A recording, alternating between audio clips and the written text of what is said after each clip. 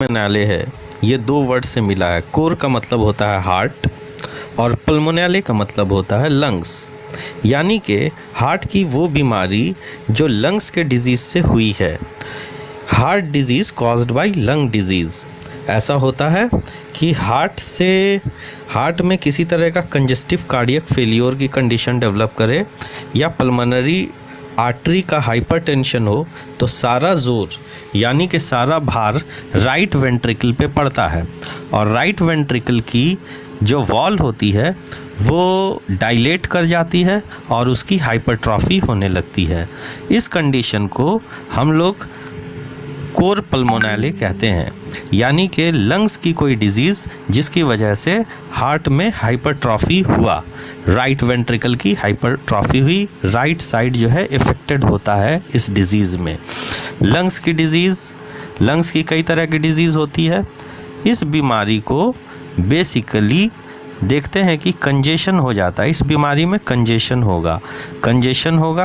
होगा, दबाव बढ़ेगा, राइट वेंट्रिकल फैलने लगेंगे। बीमारी को दो कैटेगरी में बांटते हैं, एक्यूट और क्रोनिक। एक्यूट में इम्बॉलिस का फॉर्मेशन यानी कि इम्बॉलिज्म हो जाता है और जब इम्बॉलिज्म होगा तो ब्लड का तो फ्लो होगा नहीं। एक्यूट कंडीशन में ब्लड का जब फ्लो नहीं होगा तो पूरा लोड जो है राइट वेंट्रिकल को पड़ेगा और राइट वेंट्रिकल में डायलेटेशन और हाइपरट्रॉफी होगी।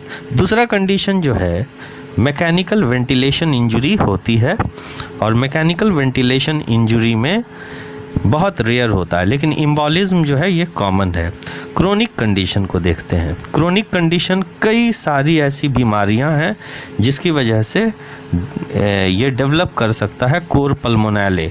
यानी कि एक तो बीमारी हो गई सिस्टेमिक स्क्लेरोसिस में फाइब्रोसिस हो जाता है लंग्स में, ये ऑटो इम्यून डिजीज़ है।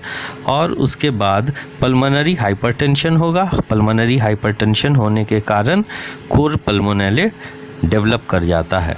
दूसरी बीमारी है पल्मोनरी इंटरस्टिशियल फाइब्रोसिस। फिर सर्जरी के दौरान किसी तरह का ट्रॉमा हो गया लंग्स में और ये बीमारी डेवलप कर सकती है। ओबेसिटी में, न्यूरोमस्कुलर डिज़ॉर्डर में सांस लेने में प्रॉब्लम हो जाती है, मसल्स प्रॉपरली काम नहीं कर पाता है और हार्ट उससे इफ़ेक्टेड होता है।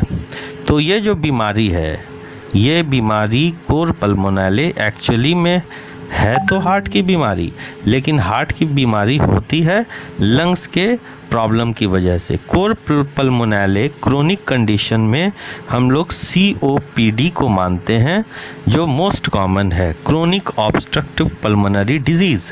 ट्यूबरक्लोसिस एक रीज़न है जिसके वजह से ये बीमारी डेवलप कर सकती है कोर पल्मोनाले की।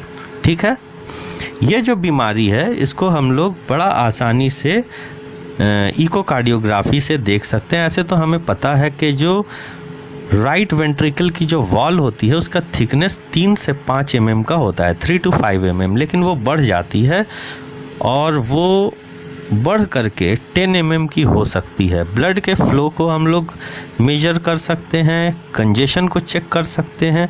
यानी कि मोटा मोटी ये एक ऐसी बीमारी है जिसमें कंजेस्टिव हार्ट फेलियर हो